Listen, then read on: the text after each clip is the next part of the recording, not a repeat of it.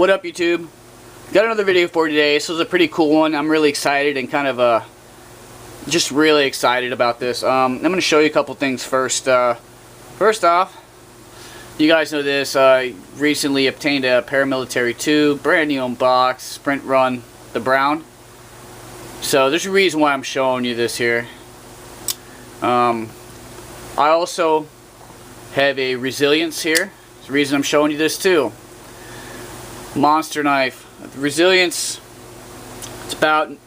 Resilience is 9.5 inches. It's huge. It kind of makes the paramilitary look pretty darn small. Paramilitary, of course, at your 8.5, maybe a little under 8.5. And the reason why I'm showing you those two is because I actually, from time to time, I do tinker around with knives and whatnot. I do make custom scales. Not too often, actually. What I'm going to show you guys is a total mod job, complete pimp job. Just everything that could be done had been done, was done, and for aesthetic purposes and for other reasons, and I'll get into that for a second. I'll show you real quick what I did. In front of you, pretty cool Spyderco.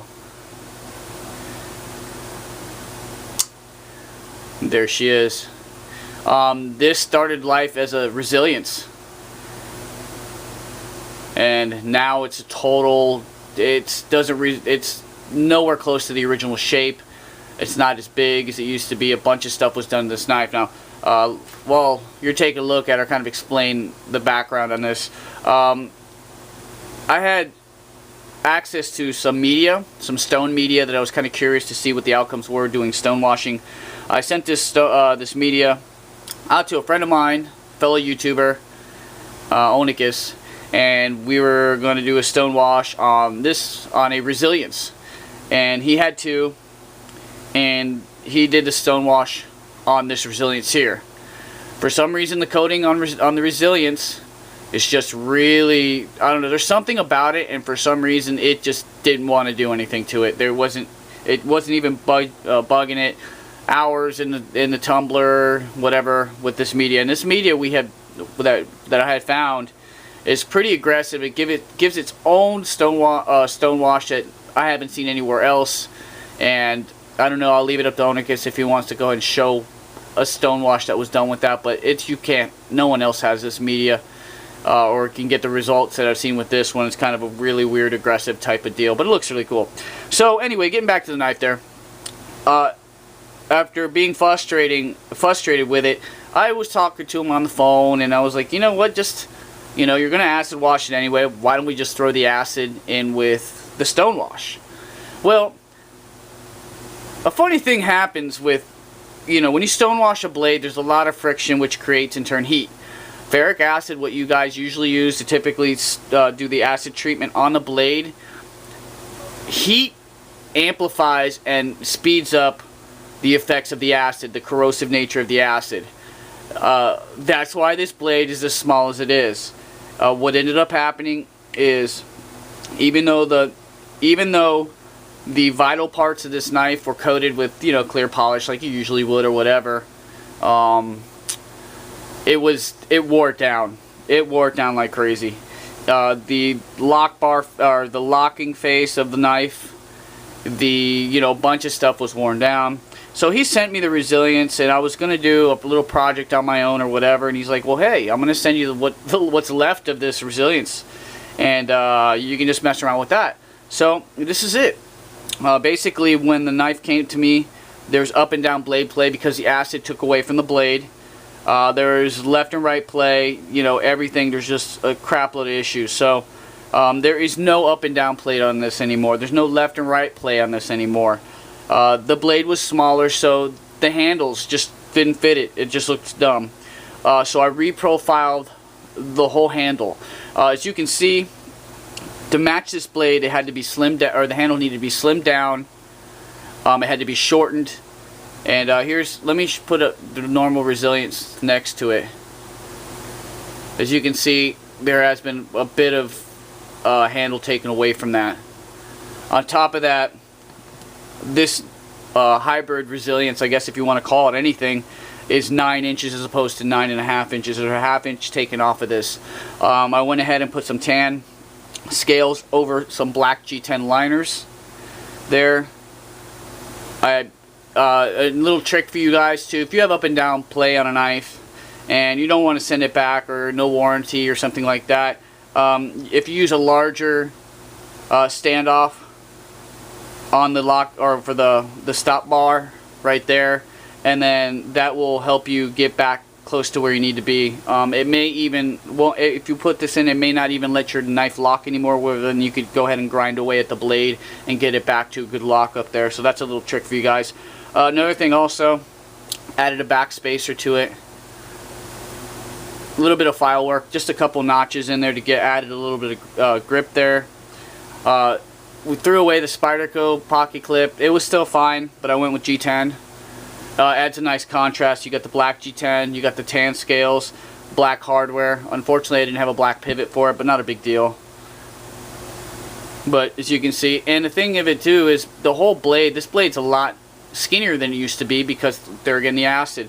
So it's not like I could put a 1/4 inch scale on this. Actually, the scales that were on this were like very thin, I'd say not even 1/8 inch black scales on there. So I went ahead and added some tan to give it a little bit of width, and basically just so I can countersink hardware and do my little fixes there.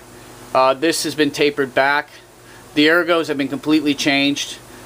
The ergonomics on this are just unbelievable. They just fit really good no matter what size hand, no matter what grip or whatever. Reverse, that's where this back spacer comes into place. It feels really nice in the hand. Action on this, perfect. Lock up.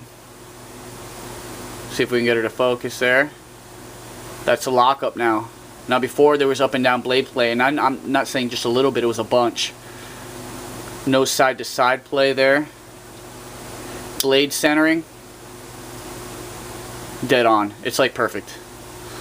Deploys Spidey flick, detent.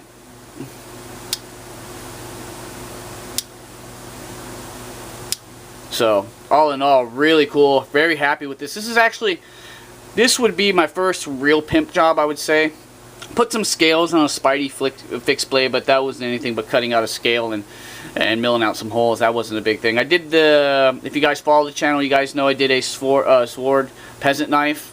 I just threw some wood scales on that. Tried to get an Anzo scale. It turned out alright. This is actually my first full-on mod or pimp right there. This is completely rebuilt from the ground up. You know, a lot of work had to be done to this. The liners had to be ground down.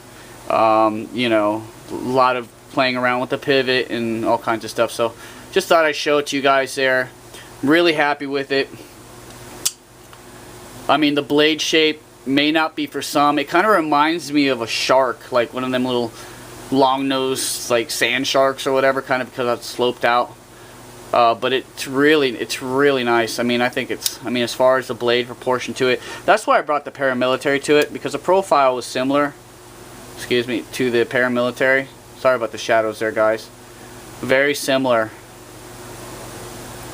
And of course, the Resilience is out here because this started life as a Resilience. So, as you can see, big difference. We got rid of the lanyard too, any of the excess holes. It's only tip uprighty carry only on this. Pocket clip. It's actually a low ride clip now. It's actually even lower. I love G10 pocket clips are so easy to make, guys. I can't even explain. If you want, you can PM me and I'll kind of try to walk you through it on there. I'm sure it'll be a long message, but this one was pretty easy to make. As you can see there, tapered it up nice there. Got some black hardware to add some contrast to it. I was gonna put some satin hardware there on the pocket clip, but I didn't want to go too crazy with it. But there she is. Pretty proud of this. Just my first pimp job there. There'll be more to come. I feel like I've gained some momentum by doing something like this, and I'm gonna start. I've got like 2 other projects. I've got a crap load of G10 hardware and all kinds of stuff, because I've been tinkering around with stuff, and I think I'm gonna start doing more pimp jobs on my stuff. I don't know if I'm gonna start doing it for money or something like that. Probably not. Maybe, I don't know what I'll do, but pretty cool. Really happy with this, guys. I thought I'd show it to you. Sorry about the long video, because I kind of wanted to explain the background to it. This is not my knife. This belongs to Onicus, so I'm just showing it to you guys. He gave me a chance. He's like, do what you can, see what happens, and this is what happened. And this will be sent to him within the week. I'm going to mess around with it for a week and, you know, just make sure, recheck the tolerances as this starts to break in now, because it's pretty much a new knife again, and make sure everything's 100% before I send it out to him. And hopefully he'll be really happy with it. I want to keep it, to tell you the truth. I don't want to give it away. I mean, it's really nice. It's kind of like the Spyderco I wish they made, you know? Just really cool. So, anyway, guys, thanks for tuning in. I know it's a longer video. I appreciate all the support. Yeah, you guys take it easy. Comments, post them below. Like the video, whatever. Do all that good stuff. I appreciate it. Just let me know what you guys think. I'm really curious. Especially you guys that pimp knives yourselves. I'd really like to know what you thought about that, and you know, it'd mean a lot to me. So anyway, guys, take it easy. Peace.